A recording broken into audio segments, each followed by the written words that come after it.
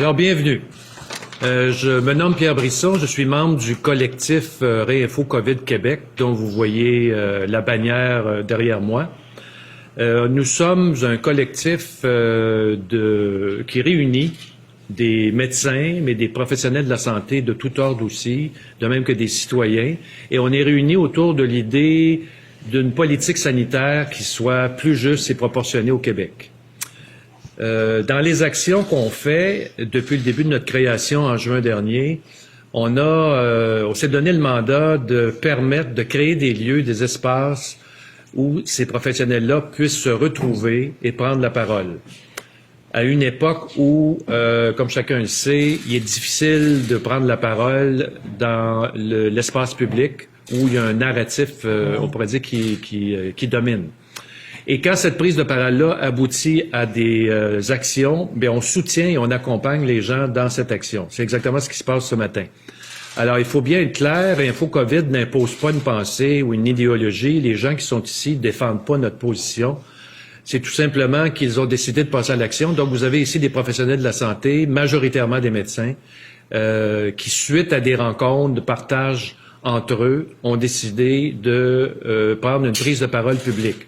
Alors, nous, on les soutient et on les accompagne là-dedans, mais ils vont livrer leur propre témoignage. Et vous avez à l'arrière des gens, alors je vais les présenter quand même brièvement. Vous avez ici 5 professionnels de différents secteurs, 2 médecins, 2 pharmaciens, 1 dentiste. Alors, c'est vraiment une belle brochette, qui vont vous exprimer leur point de vue sur des enjeux liés à la crise sanitaire, qu'il s'agisse du maintien de l'état d'urgence, de l'obligation vaccinale, des dommages collatéraux ou de la vaccination pour enfants.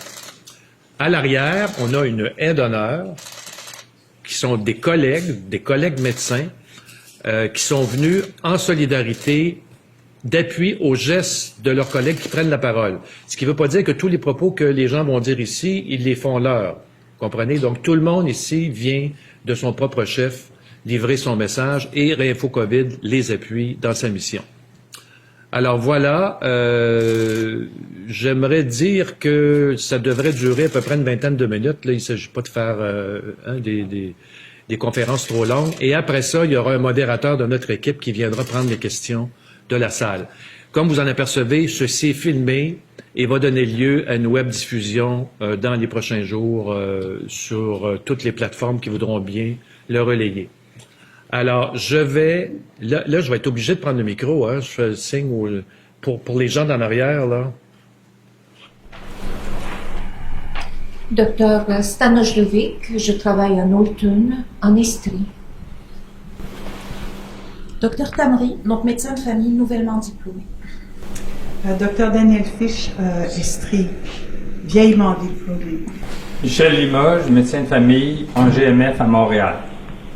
Robert Béliveau, médecin retraité, porte-parole de Réinfo COVID. Alors, nous allons donc passer la parole à nos panélistes. Et je tiens à souligner, au nom de Réinfo COVID, quand même le courage de tous les gens qui sont ici. Dans le climat actuel où, chacun le sait, on se le cachera pas, c'est susceptible de les rendre sujets à la critique et aux représailles. Alors, ils l'assument. Alors, je vais passer je vais passer le plateau. Les interventions vont se faire en ordre de ma droite à la gauche. Voilà. Bonjour. Je suis Carole Xavier, je suis médecin spécialiste en anatomie pathologique depuis 29 ans et j'exerce depuis 10 ans au CIS de l'Outaouais. J'ai décidé de prendre la parole aujourd'hui pour dénoncer l'absence de débat public et les dommages collatéraux des mesures anti-Covid. Je ne suis pas vaccinée et je ne désire pas l'être parce que je n'arrive pas à me convaincre ni de la nécessité de la vaccination à 100% de la population, ni de l'efficacité de cette vaccination généralisée, et non plus de l'innocuité des vaccins à ARN messager sur le long terme. Depuis le début de la pandémie, beaucoup parlent de science ou se revendiquent comme étant la science, mais aucun débat scientifique n'est organisé. Les scientifiques qui osent s'éloigner de la pensée tout vaccin pour combattre cette pandémie et qui se questionnent sur la pertinence des mesures adoptées pour la contenir ne sont pas écoutés et même parfois sont ostracisés. La situation que nous vivons met en péril bien plus que la vie de quelques milliers de soignants qui refusent la vaccination. Elle va exacerber la fragilisation de notre système de santé tout entier. Les conséquences de l'approche qui a été privilégiée pour faire face à cette pandémie sont déjà visibles dans le système de la santé, avec des problèmes accrus de santé mentale chez les jeunes et les moins jeunes, avec l'aggravation de la situation dans notre système de santé, avec une multiplication des bris de services engendrés par l'obligation vaccinale, mais aussi une accentuation dramatique des retards dans tous les domaines, consultations médicales, chirurgie, endoscopie, imagerie diagnostique, traitement. Mais ne nous leurrons pas, la peur diffusée et entretenue pendant presque 2 ans autour de cette pandémie, qu'elle soit justifiée ou non n'est pas le problème, a provoqué des ruptures dans les familles, dans les équipes de travail et dans notre société, qui vont avoir du mal à guérir. Je crois que seul un vrai débat scientifique permettrait de prendre les meilleures décisions possibles pour l'avenir du peuple québécois. Un vrai débat qui mettra en présence des scientifiques et des chercheurs pour explorer ensemble les nombreuses facettes d'une situation bien complexe qui ne saurait trouver de bonnes solutions si on continue à se priver de toute l'expertise scientifique et médicale. Merci beaucoup, Carole. Mon nom est Dr Alain Roux, neurochirurgien. Maintenant, depuis 30 ans en neurochirurgie, je n'ai aucun conflit d'intérêt. Je pratique à Laval à l'heure actuelle. J'ai décidé de prendre la parole aujourd'hui pour questionner le maintien de l'état d'urgence sanitaire au Québec, ainsi que le passeport vaccinal. Donc, j'aimerais vous montrer en premier lieu quelques diapositives. Si on peut mettre la première diapositive, c'est tout simplement pour recadrer le débat. Et c'est des statistiques qui ont été tirées de l'INSPQ et de l'Institut de la statistique du Québec. Donc, tout le monde connaît les 4 vagues. Il n'y a aucun débat là-dessus. On voit que lors de la première vague, le nombre de décès absolus décédés de la COVID ou accompagnés de la COVID était de 2646, comparativement à 108 maintenant dans la 4e vague. Mais surtout, je veux attirer votre attention sur le fait que si on regarde le pourcentage de décès totaux pour la même période, pour chacune des mêmes périodes, vous voyez qu'à la première vague, 33% des décès totaux étaient attribuables à la COVID ou accompagnés de la COVID. Alors que maintenant, à la 4e vague, c'est 1,8% des décès totaux. Diapositive suivante, s'il vous plaît. Maintenant, si on regarde du côté des hospitalisations, la même chose. On a encore les 4 vagues qui s'aplatissent tranquillement une après l'autre. Les hospitalisations actuelles représentent environ le 6e de ce qu'elles étaient lors de la première vague. Diapositive suivante, s'il vous plaît. Et on a tracé une tendance, et vous voyez très bien que la tendance est à la baisse. Et puis, ceci est conforme à l'évolution normale d'un virus au sein de la population. On sait que sa virulence va s'atténuer avec le temps, en même temps que l'immunité collective de la population va augmenter. C'est terminé pour les diapos. J'ai une première question.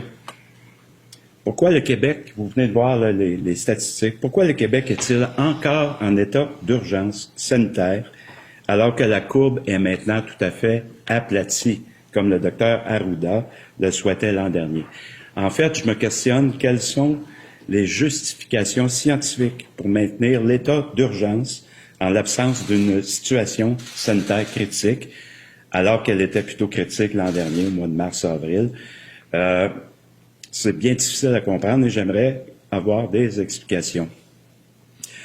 Maintenant, l'autre point qui me perturbe beaucoup, c'est en corollaire, c'est pourquoi imposer un passeport vaccinal. On l'impose au milieu de la 4e vague, alors qu'on voit que les statistiques sont maintenant épidémiologiques, sont maintenant favorables. Et d'entrée de jeu, j'ai l'impression, avec toutes les lectures scientifiques que je fais, que ce passeport-là est caduc. Parce que l'on sait, depuis cet été, de plus en plus d'articles scientifiques sortent, témoignant que les personnes vaccinées peuvent être aussi contagieuses, peuvent attraper autant la COVID et peuvent transmettre autant la COVID que les personnes non vaccinées. Alors, pourquoi l'on ne remet pas cette mesure en question? Je pense que ce serait le temps. J'ai aussi l'impression que le passeport vaccinal, il crée un faux sentiment de sécurité. Et en plus, une mesure qui est susceptible de générer des effets pervers, comme par exemple la polarisation sociale qui risque de durer longtemps. Carole en a parlé un peu tantôt. L'ostracisme, la ségrégation d'une partie de la population, qui paye des taxes et des impôts comme tout le monde. Et j'ai aussi l'impression que le passeport vaccinal menace la protection de la vie privée. J'ai regardé au sud de la frontière, aux États-Unis, il y a 3 États qui ont instauré le passeport vaccinal et il y a 21 États qui l'ont spécifiquement banni. Un autre petit questionnement que j'avais, c'est lorsque ce passeport vaccinal-là a été instauré, pourquoi on n'a pas plutôt choisi d'instaurer un passeport sanitaire, une passe, comme disent les Français, sanitaire, qui n'est pas basé uniquement sur une obligation vaccinale. J'ai l'impression que ça aurait été beaucoup plus humain. En conclusion, je demande que le gouvernement ait le courage d'ouvrir un débat élargi concernant l'urgence sanitaire d'une part et le passeport vaccinal d'autre part. Je vous remercie de votre attention. Alors bonjour, je m'appelle Jean-Yves Dionne, je suis pharmacien depuis 37 ans. Je pratique à Montréal, mais vous ne me trouverez pas dans une pharmacie, je ne fais plus d'officine. Et là, je m'intéresse à l'obligation vaccinale. Et en passant, je suis vacciné, la décision de me faire vacciner m'appartient, et c'est un peu ça la thèse en arrière. Le principe de base de l'éthique en médecine, c'est le choix éclairé et libre. Et on l'a omis quelque part. Alors, si mon patient ne veut pas d'une intervention quelle qu'elle soit, c'est mon devoir de professionnel de tenter de le convaincre. Il veut pas, c'est mon devoir de lui trouver une alternative. Ce qu'on a oublié. Alors, si on veut mettre les points spécifiques pour la COVID, le vaccin est utile, mais pas efficace à 100%. Puis il n'est pas efficace chez 100% des cas. À preuve, on l'a vu avec les cas qui sortent, et selon les différentes recherches, on part de 91% lors des données préliminaires, puis on tombe à 66% publiés dans Radio-Canada ou d'autres magazines, puis même 49% comme j'ai vu ailleurs. Le vaccin n'empêche pas d'être porteur du virus. Ça, c'est aussi un problème. Ça n'empêche pas de le transmettre, comme on a vu ici même à Montréal, dans le cas de l'hôpital de Verdun. Le vaccin est un médicament injectable. Par définition, un médicament, ça a des effets secondaires. Donc, il faudra en tenir compte. C'est pas parfait. Et il y a eu des cas au Québec de myocardite et autres problèmes dangereux. La technologie ARN messager dans le monde vaccinal, c'est nouveau et on n'a donc pas de recul, pas d'essais cliniques à long terme et pas de ce qu'on appelle la pharmacovigilance, c'est-à-dire le suivi à long terme d'un médicament. Et si on veut s'intéresser à ça, les médicaments sont souvent retirés dans les 3 premières années. Est-ce qu'on est en train de courir après un problème? On ne le sait pas. Et tout ça me fait dire que imposer un vaccin obligatoire quand on ne peut pas garantir ni l'efficacité à 100%, ni la sécurité, ni l'absence de transmission, ça devient quelque chose qui n'est pas éthique. Merci. Bonjour, je suis Franck-Luc Becquet, je suis dentiste depuis 28 ans et je pratique actuellement à Longueuil. J'ai décidé de prendre la parole aujourd'hui pour partager des faits que je trouve très positifs et rassurants, mais qui en même temps questionnent sur l'intérêt de l'obligation vaccinale imposée à des professionnels de la santé dans un contexte de pénurie de personnel et de risques importants de bris de service et de report d'intervention. Si on devait résumer mon intervention en une phrase, ça pourrait être que le public peut être vraiment rassuré sur le fait que les professionnels de la santé sont à même de les protéger contre la contamination par la Covid-19, qu'ils soient vaccinés ou pas. La meilleure preuve, c'est la réalité qui a été vécue dans les cliniques dentaires depuis le début de la pandémie, en sachant que nous, on travaille directement dans la bouche des gens, avec des instruments qui produisent beaucoup d'aérosols. Donc, en théorie, on est dans les conditions idéales pour la propagation d'un virus comme le SARS-CoV-2, qui se transmet par les gouttelettes et les aérosols et qui va affecter les voies respiratoires. Malgré ça, depuis le début de la pandémie, il n'y a pas eu un seul cas de contamination lié aux cliniques dentaires dans tout le Québec, et même avant le début de la campagne de vaccination. C'est pas dû au hasard. En fait, la raison pour laquelle ça a pu être possible, c'est parce que tous les professionnels de la santé, pas seulement les dentistes, on a une formation très poussée en hygiène et asepsie. Ça fait partie de la base de notre activité professionnelle. Et on a des normes aussi très élevées à respecter en tout temps, pas seulement en période de pandémie. Et la Covid a simplement nécessité des adaptations, des ajustements, mais ça a été une évolution et pas du tout une révolution dans nos pratiques. En plus, comme le mentionnait Jean-Yves tantôt, il est démontré qu'on peut être adéquatement vacciné et être contagieux, être porteur du virus. Et dans le cas où on n'est pas vacciné, ça ne veut pas dire qu'on est porteur du virus systématiquement. Il y a une étude qui vient de paraître dans le Lancet et qui confirme également ce fait. Si nous, les dentistes, on a pu protéger totalement le public depuis qu'on a repris notre activité, en juin de l'an dernier, après le confinement, les autres professionnels de la santé, qu'ils soient exposés au même risque ou à des risques inférieurs, sont également à même de protéger le public, parce qu'ils maîtrisent également tous ces gestes, les gestes barrières, l'asepsie, la désinfection, le port des équipements de protection individuelle. Et ces gestes-là garantissent une protection du public.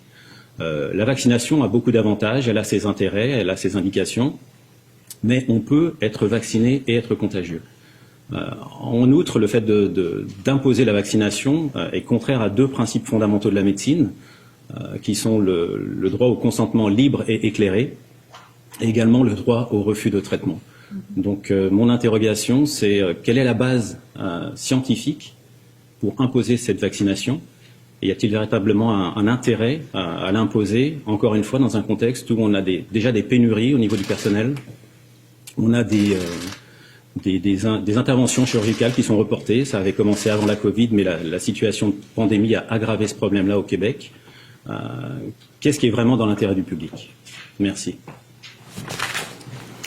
Bonjour, je suis Annie Fortin, je suis pharmacienne depuis plus de 25 ans et je pratique actuellement en Estrie. J'ai décidé de prendre la parole aujourd'hui pour dénoncer l'absence de débat autour de la vaccination des enfants. L'immunité acquise par le vaccin contre le COVID comporte des risques. Peu importe les études, on répertorie 1 à 3 décès par 100 000 vaccinés. À l'échelle du Québec, si on vaccine tous les 0 à 19 ans, c'est environ 35 décès. On doit ajouter à ça un minimum d'une centaine d'enfants avec des conséquences à long terme. Entre autres, des myocardites et péricardites qui sont clairement mentionnés sur le site de Santé Canada. Depuis le début de la pandémie, il y a eu un seul décès de la COVID dans la tranche d'âge des 0 à 19 ans. Bref, 35 décès potentiels avec les vaccins contre un décès de la COVID. Pour les enfants, les risques du vaccin sont donc bien supérieurs aux bénéfices. Ajoutons que ces vaccins pour le COVID sont très différents des vaccins habituels et on n'en connaît absolument pas les effets secondaires à long terme. Au début de la vaccination, on ne connaissait pas bien les effets secondaires des vaccins et le fabricant leur attribuait une haute efficacité.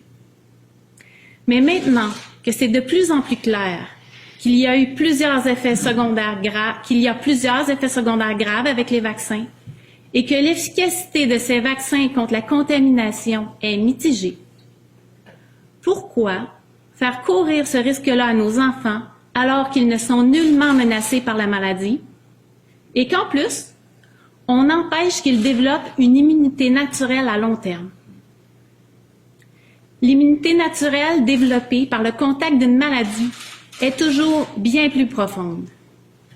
C'est-à-dire qu'elle est efficace contre des virus plus variés et qu'elle dure plus longtemps que l'immunité acquise par un vaccin. Je m'en serais voulu de ne pas avoir au moins tenté d'informer les parents avant la vaccination. Merci.